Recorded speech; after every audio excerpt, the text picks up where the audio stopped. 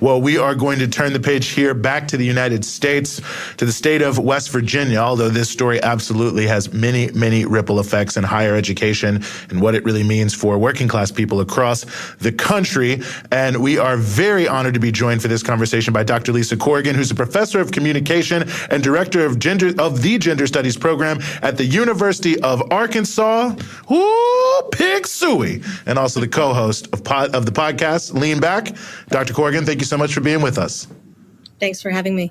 Very happy to have you. And sorry, for people who don't know college football, I had to do a little University of Arkansas shout out there. Some people I think have seen the story of what's happened at West Virginia University, maybe sort of surface level. They've eliminated a huge amount of programs, but maybe just let's start there before we get into the implications of it. The president there of West Virginia University, what has he done that is causing so much outrage? Well, he spent a bunch of money and run up a $45 million deficit. And the response that he's providing to make up for those cuts is to cut faculty lines and whole programs. And it looks like about 17 programs are on the docket to be sliced and diced. There are faculty right now who are meeting with the tribunal to try and save their programs, despite the fact that the numbers seem to prove that those programs are actually fiscally responsible and making money. So understandably, there was a walkout yesterday, and students are very upset because many of their majors are on the chopping block. It's really upsetting. I mean, I can't imagine having to bear the consequences of that. But one thing that I thought was really interesting is that these cuts, as you wrote in this piece, were recommended by a consulting firm called RPK Group, which just sounds as like neoliberal as it gets, is like having some consulting firm coming in and making a university essentially act like a corporation, which is what we've seen happen for such a long time across education in the United States. But can you talk a little bit about the significance of that and what it means in terms of the way that we treat education in the US at this point? I mean, I think the larger issue is that the Republicans would love to have a signature piece of legislation that cuts federal funding for higher education, and they can't get it through. So instead, they support these shadow groups and these consulting firms that are the low-key hatchet man. So yesterday, a story broke that Ben Sass in Florida is doing the same thing at the University of Florida, where they bring in these consultants. There is no advise and consent for faculty senate. There's no feedback mechanism for the students, and then suddenly programs just disappear despite the fact that they're money makers or they're popular or they produce tremendous amounts of grants and awards. So I think you're right. It is the neoliberalization of the university, but it's also ushering in this huge, prolific number of tech people into higher ed poised to take it over.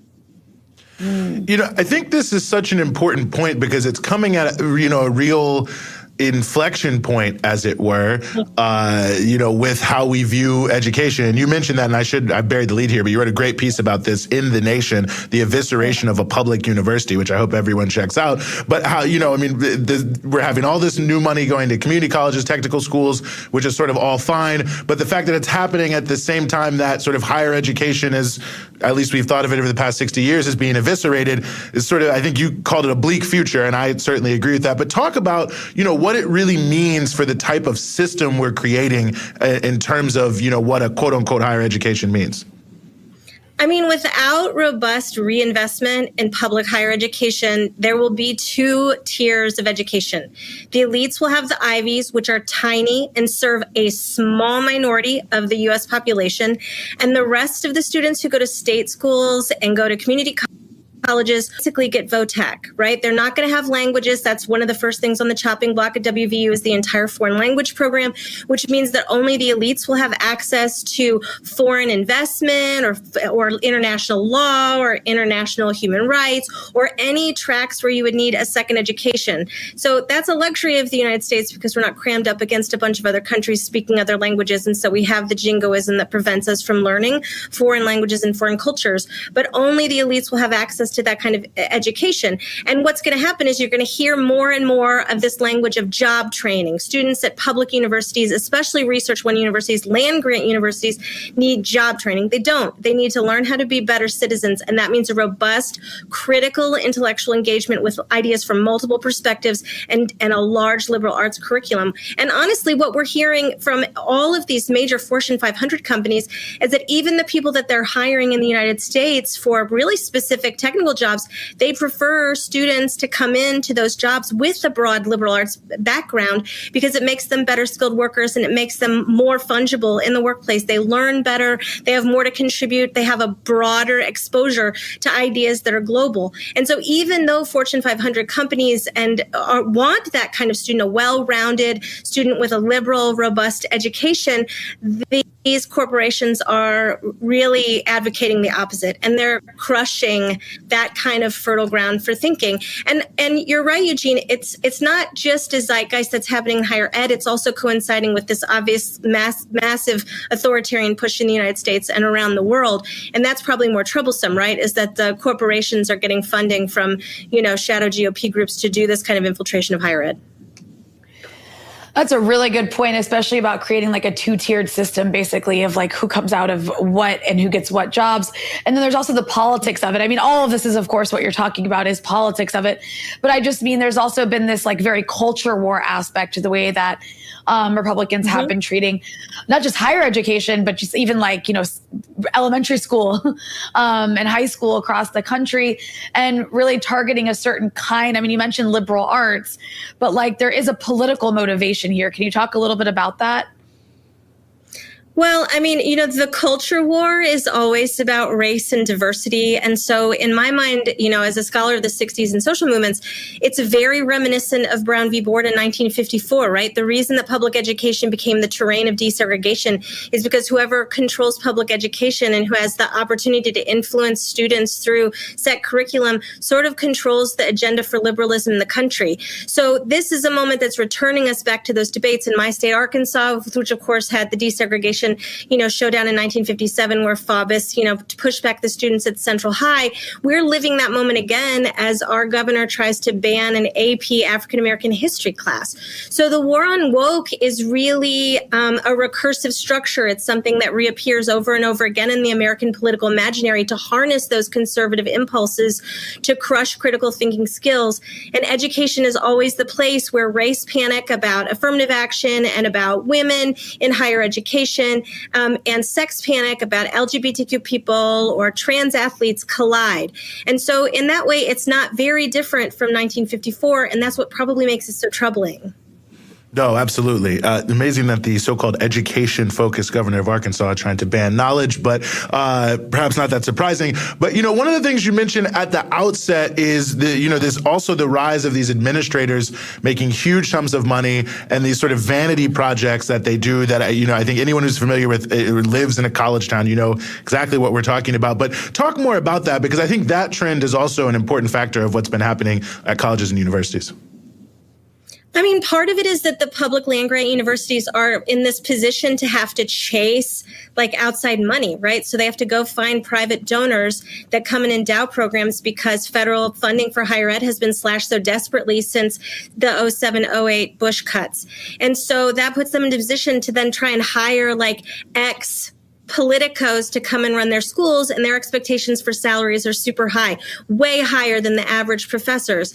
And so there's this inflation happening at the top of, higher education that is also reflected in what's happening inside of mega corporations, right? Where the people at the top are siphoning off tremendous amounts of money, not just in salary, but also in fringe and in parachutes, right? When they ultimately get fired because they don't know anything about public education.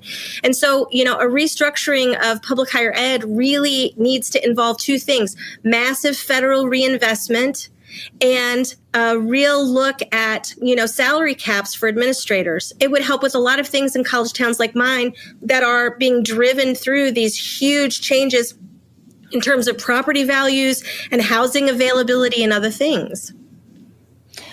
I'm just really, also I'm curious, you mentioned at the end of your piece for The Nation, like that, Biden has basically pledged more federal money to community colleges and vocational tech schools, which is essentially like, which is a good thing, of course. Like, I'm, no one's saying we shouldn't fund these things, but like, it's essentially like kind of playing into what Republicans are trying to do.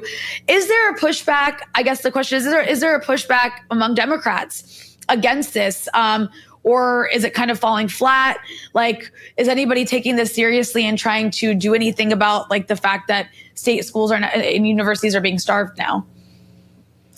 Two things about that. One, I think, is the student loan debt conversation is essential.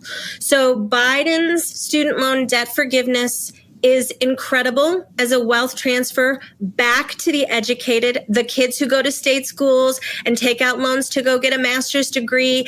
It is tremendous in revitalizing people's ability to participate in the higher ed conversation at a different level because they're not drowning in their student loan debt. So he absolutely must be applauded for that. It is tremendous. I think we'll see more of that kind of work in a term if he gets one. But in terms of the reinvestment into the public sector and public higher education, from the federal level into higher ed, not yet. And so I think that's something we have to continue to push for. I think the meltdown at WVU is the canary in the coal mine. It's the thing that's happening in other places, the University of Utah, the University of Alaska. You're going to see it happen in a bunch of other states. However, much of the land grant schools, especially in the middle of the country, including the University of Arkansas, we are seeing the highest enrollment numbers in years, in part because of the pandemic, right? So we are seeing and serving tremendous numbers of students who are coming to our universities, and we don't have the space for them and we don't have the faculty to teach them, but they want the education that we provide. So in some ways that creates some leverage, right, internally and also externally to the federal government to make the case for more federal investment and restore and expand the funding that Bush cut in 07-08 right before the recession. No, it's such an important point. And maybe just the last thing I'll ask you is, it seems like there's almost a connection between, maybe the lack of a push around more funding and more reinvestment in higher education and the sort of culture war politics around higher education, is that there are so many people who, maybe know better in their heart of hearts, but they're afraid that it's bad politics to look like they're funding some, liberal, whatever caricature.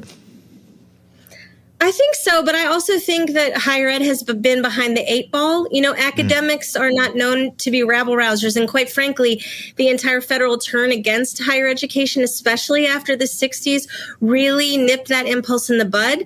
And even campus design changed, right, to make it more difficult to protest on campuses. I'm thinking about Northwestern in particular and colleges in Chicago, but it happened across the country. So I do think that there's like a material change that has happened to Research One institutions that makes, protesting there less possible. I also think that bringing in all of these consultants and former politicos to run universities make coordination inside of the university more difficult. And I would just say that most state universities we can only have as many lobbyists as the governor and the legislature allow. So it's not like we can bring in more troops to make the case for a robust higher ed funding.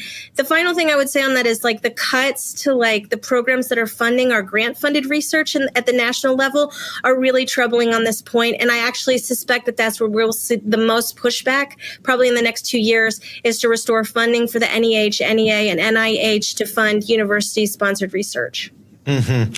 Well, very important article, The Evisceration of a Public University, about West Virginia, which is the canary in the coal mine. Dr. Lisa Corrigan is the author. It's in The Nation, and she's also a professor of communications and director of the Gender Studies program at the University of Arkansas. Dr. Corrigan, thank you so much for giving us some of your time here on the Freedom Side. Thanks for having me. Be well.